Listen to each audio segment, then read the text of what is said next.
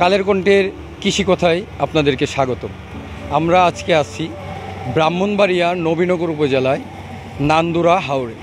এখানকার কৃষকরা নতুন এমেজে আপনার আজকে ধান কর্তনের উৎসবমুখর পরিবেশে ধান কর্তন করছেন এবং মেশিনের মাধ্যমে ধান কর্তন করার কারণে কৃষকদের অনেক সাশ্রয় হয়েছে, অর্থ যেমন বেঁচেছে ওই দিক দিয়ে শ্রমও কমেছে। ওই ক্ষেত্রে আজকে আমরা কৃষকদের কাছে যাব কৃষকদের অনুভূতি জানার জন্য।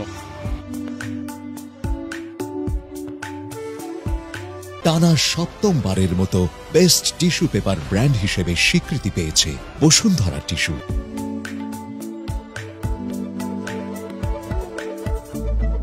এখন আমাদের বিলে আমি সারকানি হেড করছি, তো এগুলো কি যদি শ্রমিক দিয়ে গাড়ি তুলে মিস্ত্রিমান 30-32 জন লোক লাগতো।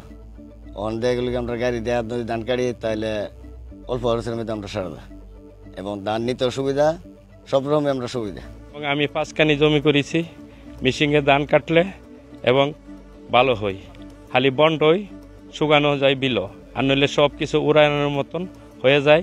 বাড়িতে নিয়ে সিদ্ধ কইরা ধান সব কমপ্লিট, খালি ধান বাঙালি সারে লেবার খরচ অনেক কম হয়। মেশিনে ধান কাটলে খুবই ভালো হয়।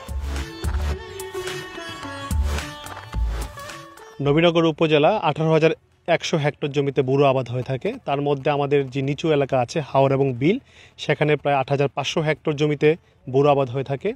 তো চলতি মৌসুমে আমাদের হাওর এবং বিলে আমরা বিধান 88, বিধান 96 এই জাতগুলোকে আমরা সম্প্রসারণ করার জন্য কৃষকদেরকে বলে আসছিলাম।